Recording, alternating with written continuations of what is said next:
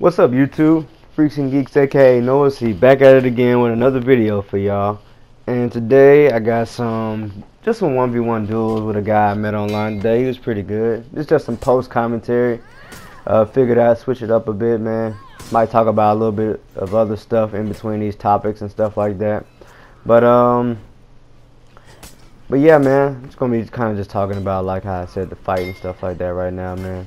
I see him over here getting pieced up and stuff. I took this a little bit earlier today, and dude was really good. I wanted to, post this video out of just respect. Like I said, he was a pretty good player, but he was really frustrating at first. Like I said, most of the times when you're fighting assassins, and you have to particularly keep your guard, you have to really just watch animations. You can't lax up for a minute, and it's kind of stupid. But at the same time, I mean, that's like that with everybody, especially on console. So, but yeah, I know right here I was a little pissed off, like really pissed off, because of how the first fight went, like how I just choked that fight away. And he got me with a good pair right there. Like I said, he was making me even more mad. I was really aggressive this fight, like really aggressive. I wasn't really trying to take no for an answer at this point. And you can tell from my salty, long execution that I killed him. But yeah, like I can't, particularly whenever I fight assassins or just anybody with some type of fast attack, if it does anything over like fucking, I'd say 15 damage, something like that, somewhere around that side, I usually get pissed. Only because of the fact that I know it's gonna come again, and like I had to particularly focus really hard when fighting people like this, and not really off the strength that, it's them.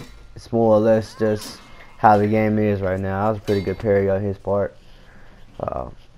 Let's see what else he's got going. Right there, I caught him with the parry because I kind of figured he was going to dive in. He did it before last game. I was trying to go for the parry right there. He could have guard broke me right there. He tried to go for a parry, messed up. Got me right there with that one. But over here doing too much. So yeah. And right here in this situation, I tried to go for the parry, and I messed up because I hesitated.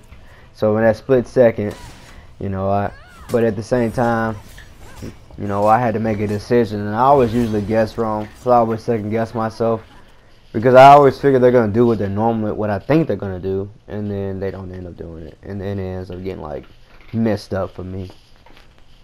But yeah.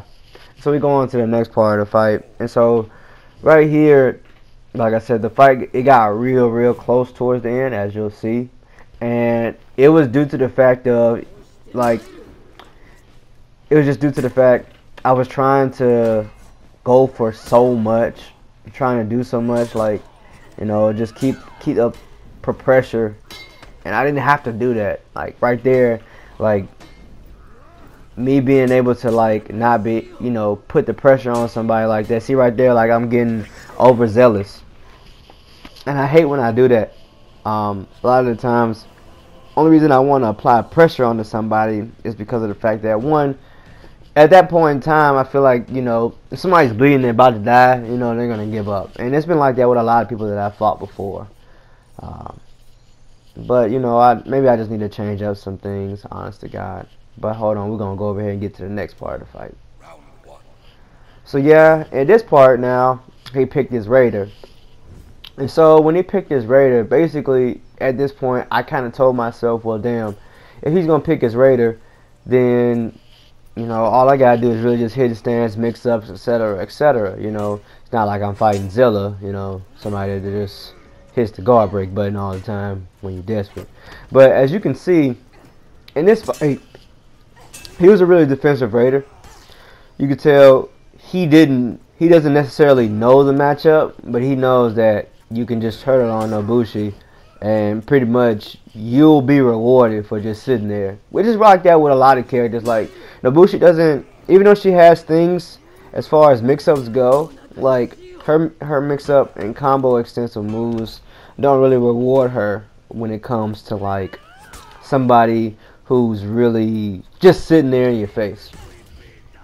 And so, like, it's different for Raider and how it is for everyone else. when it comes to throwing attack animations. It's because of the fact that one, like let's say I'm throwing out a light, right? And when I throw out a light, you know, I can't just throw out a light then go and throw out a heavy, because my animation doesn't allow me to go into, you know, a freaking stunning tap.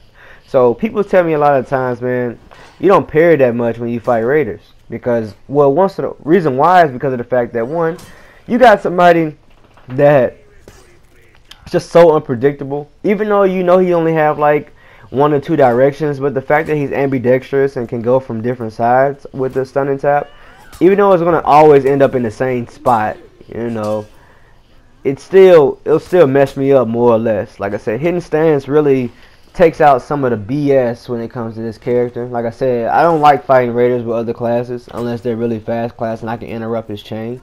But outside of that, man, raiders just, he's annoying as hell to fight, even though he's very limited when it comes to wands. But as you can see right here, you know, he kind of got whiffed that, you know, okay, he just wanted to kind of stay outside of my range and shit, you know.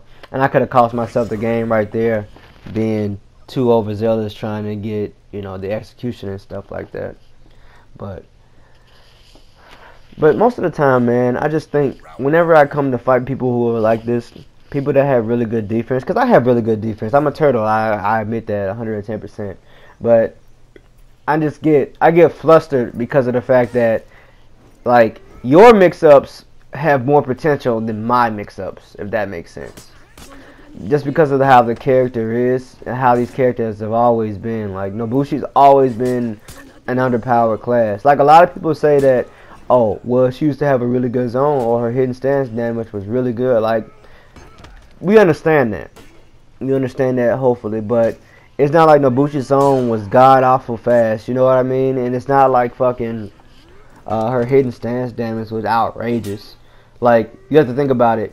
It takes stamina and it takes control for you to get on the same side or get on a different side where their guard is not at, so that way you don't necessarily mess up when it comes to actually like punishing people with hidden stance. And a lot of people say that, man, you know, Nobushi's still in a good place. She's in a mid to tier place. She never had any like direct counters besides Orochi and another Nobushi herself. Even if you play good enough, you could beat an Orochi. The only thing about Orochi was that he was just god awful gay.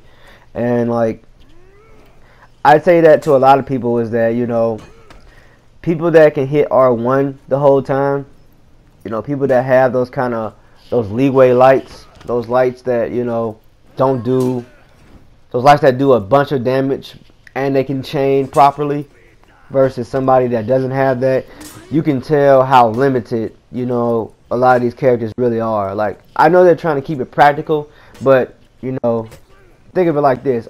A raider, right? A raider who picks you up, puts you on his belly, right? Throws you on the ground.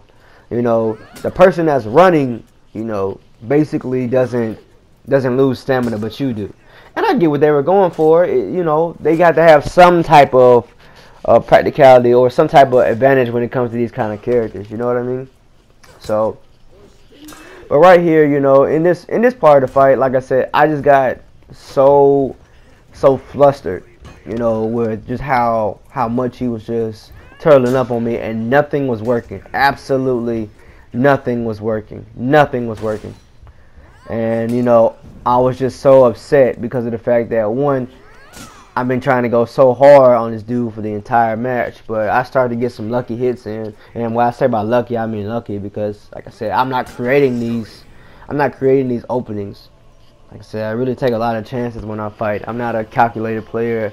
I'm more of a risky player, and I trust myself to actually, you know, react to some of these things. But I don't even react because of stuff, you know. But yeah, man. But we're gonna go ahead and get over to the next fight, and yeah, that's gonna be the last part of the video, man. So here he picked his raider one more time, like I said, and so I guess he felt like his raider was really good as far as like being able to keep up with it. Maybe he could have got something better than what he got last game. The problem was that with this dude, that he didn't necessarily know the matchup. And after we got finished fighting, I ended up telling him, like, Raider ends up losing to Nobushi unless you're Zilla and you spam guard breaks and glitches happen. But even still, he was still getting out a lot of his parries, doing a lot of the stuff that, you know, he normally would do. And, you know, out of frustration, I know this guy was getting, you know, upset because all I was doing was hitting stances and a lot of his stuff. But, you know, he was just one of those people that, you know, has like a lot of good potential as far as like just the Raider class and ones. Like I probably, outside of Zilla, Ragnar, I haven't really fought another Raider like this in a long time. You know, he's just, he was really good at what he was doing. Like he created so much for himself. Maybe, like I said, maybe it was out of dumb luck or not, but even still, man, like I respected him enough, you know. But I know he was salty at me because, like I said, he just didn't understand that, you know, you gotta do more as a Raider in order for you to really get damage on a Nobushi, you know.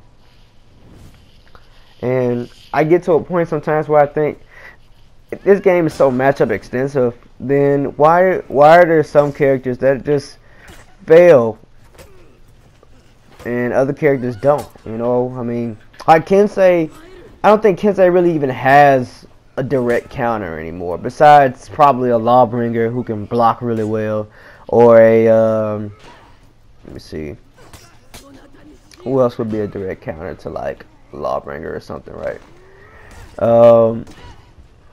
Or not a Lawbringer, but to a Kensei. I really don't know nobody else. I don't know nobody else that's a direct counter to a Kensei. But you have characters like Kensei that hit R1, R2 zone, or R1 top light, or R2 into pummel. You know, the kind of mix-ups and stuff that make people want to move, you know? Like you know how like they tried to say that Nobushi's kick was basically just one of those things to where she could, you know, that was going to really put her up there in ones? No. After a week, literally, people just started looking for the kick. Not saying that it wasn't done fast and not that you couldn't make it unpredictable, but it was just one of those things where I was just like, you give me less tracking, but you give me speed. If they kept the tracking with the speed, then it'd be okay. But you know what they did? They gave it to Highlander. They said, we're going to take Nobushi's tracking on her kick and give it to Highlander. And we're going to increase Highlander speed. And it's okay. My thing is that some of this stuff isn't fair. I don't understand why. And I just think that sometimes with this development team, like, they don't think longevity-wise. Like, they have really good practical ideas. You know what I mean? Like, really good practical ideas. But they always fall short of the mark, you know? And I think to myself sometimes, you know, when I was fighting this dude today, I was like, man, this dude is really good, you know, deep down inside. You know, because he was pissing me off, making me flustered, but at the same time, I was really trying to be on point with him. But it's like, why are some things allowed versus other characters that there aren't? You know what I mean? Like, to just a regular cast. Like, think about it. Like, I fought a Glad earlier today, after this match actually, and all he did was like spam into heavy light mix-ups, you know? So why is it afforded for a character to have a fast light, a mix-up, unblockable mix-up, but there are other characters that don't have that, and you've taken it away from the characters that really need it, you know what I mean? Like,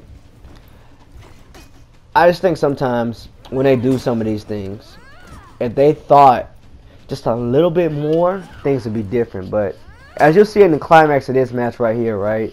Like, I'm going to end up catching him with a sidewinder. But I want to ask y'all in the comment section, why did he get hit with this sidewinder? Was he looking for something, or was he just trying to be greedy? You know what I mean? Like, and there goes the salt right there. But yeah, like that right there shows like he had no other option than to try to rush in and take a gamble. And you shouldn't really have to do that in fighting games in general, you know. But yeah, y'all, I digress, man. I'm gonna stop rambling on. I started talking for 15 minutes. I can't believe I did this shit, actually. But yeah, man, I'm gonna go ahead and get up out of here, man. Freaks and Geeks signing out, man. Love y'all people, man. If you're new here, please like and subscribe. Thank y'all. Peace.